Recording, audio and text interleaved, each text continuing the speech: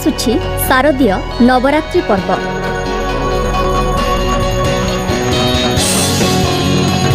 हसी उठिलाणी धरणी राणी मां को आगमन पाई समस्ते बेस उत्साहित।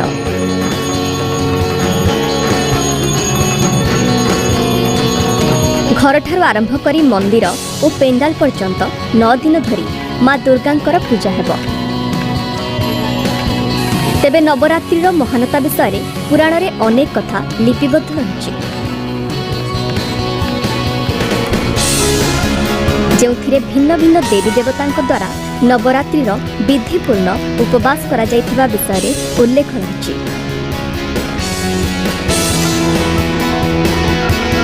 सेहिपरि भगवान श्री रामचंद्र सहित मध्य नवरात्रि रही एक स्वतंत्र संपर्क।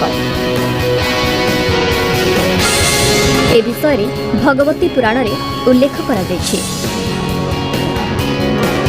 पुराण अनुसार रावण द्वारा मां सीता अपहरण हेबा परे चिंतारे थिबा प्रभु श्रीराम एकदा निज सान भाई लक्ष्मण सह कथा हेउथिले।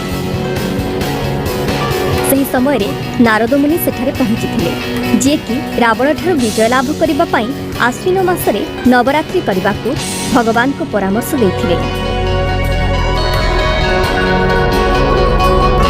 भगवती पुराण अनुसार भगवान रामंक नवरात्रि उपवास पाई नारद मुनि निजे तांकर आचार्य हेबाकू राजी होइथिले। से रामंकु कहिथिले जे देवता मानकर कार्य करिबाकू तांकर बहुत उत्साह अछि, तेणु से सेमानकर रीतिनीतिर गुरु हेबे। एहा परे से भगवान रामंकु नवरात्रिर रीतिनीति संपर्क रे बुझाइथिले।